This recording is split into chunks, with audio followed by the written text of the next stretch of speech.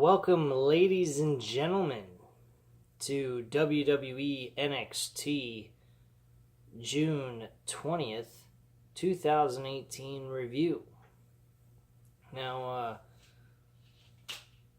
what's there to review on this show? Not much. It's just pretty much a recap of everything that happened for NXT TakeOver Chicago. 2 matches occurred. Bianca Belair versus Dakota Kai. That was a good opener to the show. A very enjoyable match. Liked how hard Dakota Kai was trying to fight back in the match and show that she had toughness, but her toughness didn't get her enough to overcome the obstacle of Bianca Belair. Bianca Belair looks like she might be the next in line to face Shayna Baszler for the NXT Women's Championship. That's where I'm thinking this is leading to. So very good work by WWE's NXT team to think of that possibly. I think that's where it might lead to. We had behind-the-scene interviews that happened after their matches at the NXT TakeOver events. Shayna Baszler actually had 2 of the other women that are in the 4 Horsemen of the MMA with her in the NXT event. So that should be interesting. I'm pretty sure they're going to be introduced within the company and be her backup. Or maybe they might be all a bunch of individuals doing nothing but their own thing. So that should be pretty entertaining in how they try to put that all together. Let's see.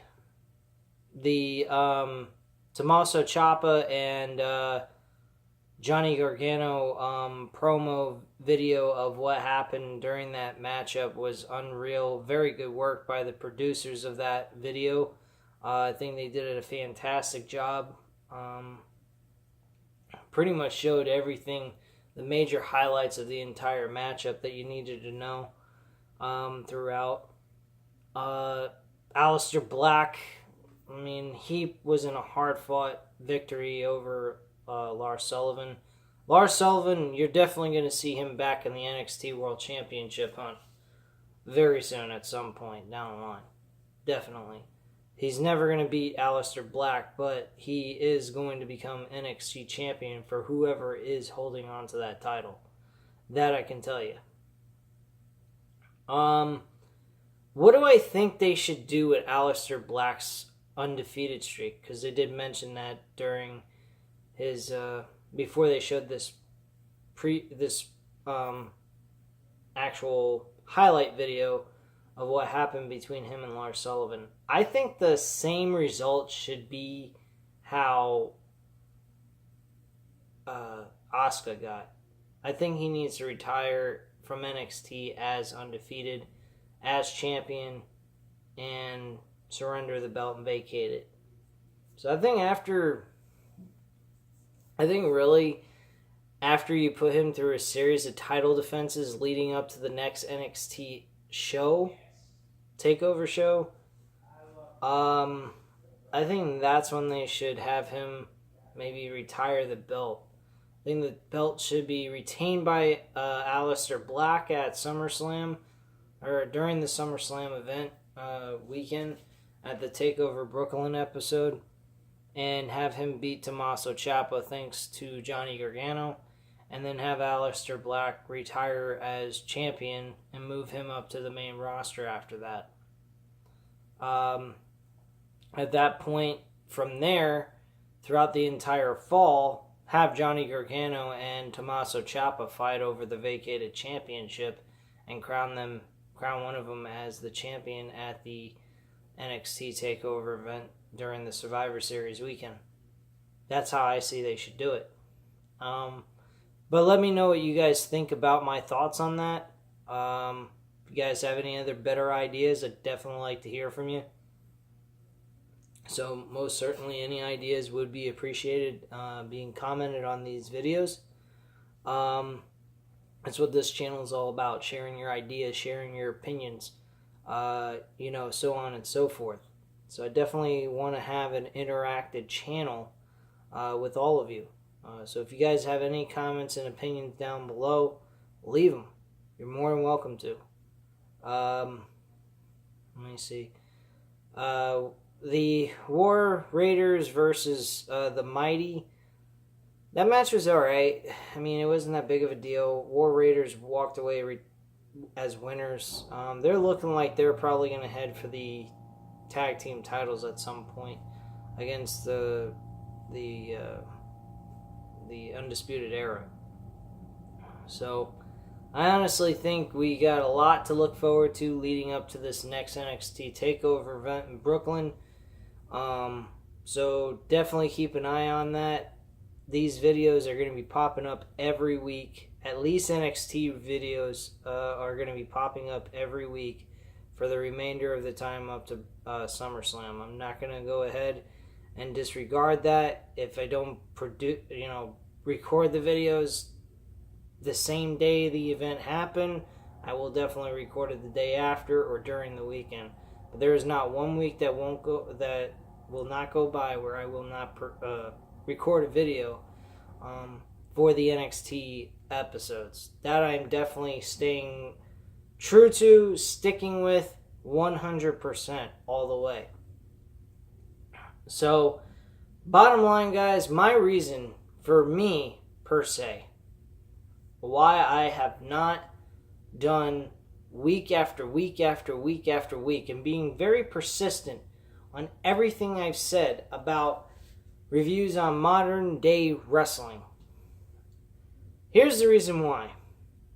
I'm not happy with professional wrestling right now, outside of the independent wrestling scene, which is unbelievable. And the reason why is there's no political propaganda going on.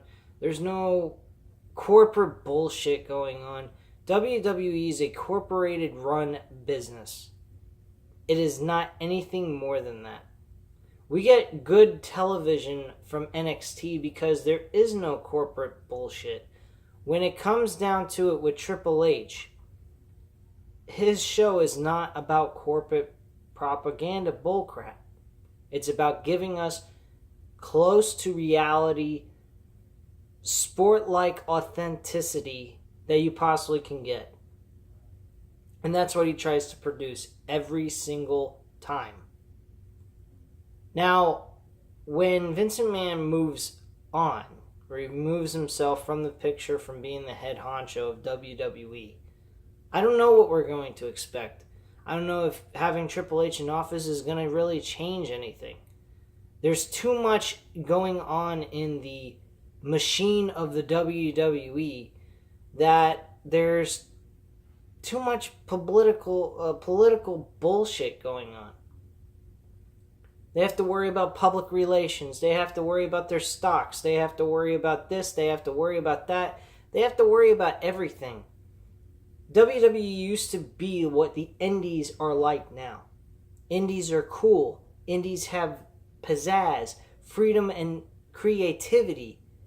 It's not just creativity dependent behind the scenes. It's also creativity and salesmanship from the wrestler or talent himself. Whichever way you want to call him, the talent or the wrestler himself has to sell you on each and everything they do, from what they say to what happens in the ring.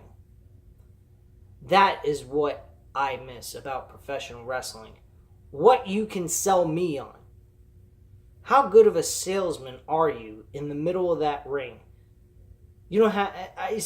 I have a job where I have to get people to want to get stuff. I'm a guy that helps people with sleep apnea supplies, okay? Not to get too technical what I do per se, but just to give you a rundown, I'm supposed to help sell them on the idea that getting their supplies on the schedule basis that they're supposed to through their insurance, that's going to help them. Well, professional wrestlers are doing the same thing. They're trying to sell you that what you see in the middle of a ring could actually be real. Could actually be something that is really happening in the middle of the ring, and it's not kayfabe. Or kayfabe, whatever the hell they pronounce the word. Kayfabe. That is what they try to do each and every time they get in that ring. Johnny Gargano and Tommaso Ciampa are a prime example of how perfection of selling something is. Even though we all know this is all bullshit, it's not real, it's not something that's really going on behind the scenes. We know these two guys in reality are best of friends, but they're working together to produce a image that they truly do hate each other. And it's outstanding. One thing that stood out to me during this rivalry was before New Orleans was Johnny Gargano getting at 3 o'clock, producing a video on their, I think it was Tommaso Ciampa's Instagram or social media source that he had. He goes ahead and he has a video of Johnny Gargano banging the living shit out of Tommaso Ciampa's door at 3 o'clock in the morning, as if he wanted to have the match right then and there, or at least beat the living shit out of him regardless. That sells realism. That is what gives us reason to buy into what we see. That's what makes us emotionally invested in what we are getting on a week-to-week basis to professional wrestling. Even though we'll go into Lars Sullivan and Aleister Black, even.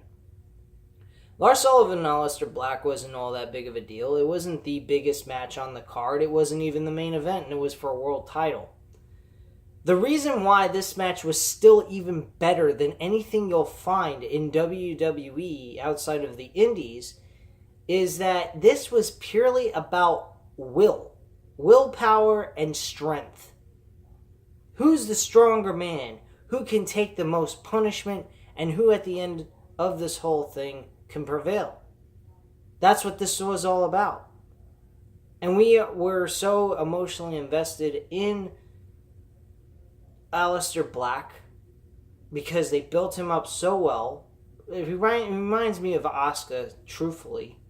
He just seems more monotone, very bland, simplistic kind of guy. Nothing too crazy or out of the ordinary. Just a guy that has an attitude, evil belief kind of gimmick.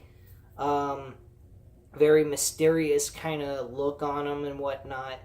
But he gets in the ring and he shocks everyone with his in-ring ability. It's not what comes out of his mouth. It's what he does in the ring.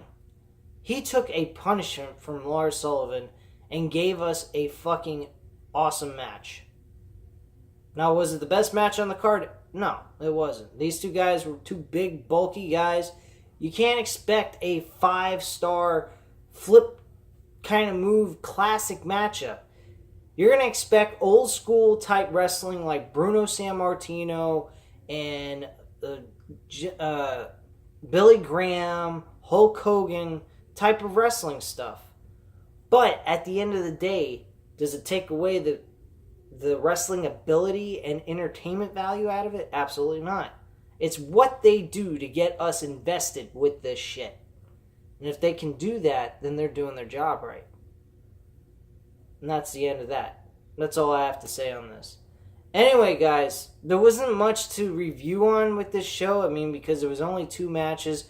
A lot of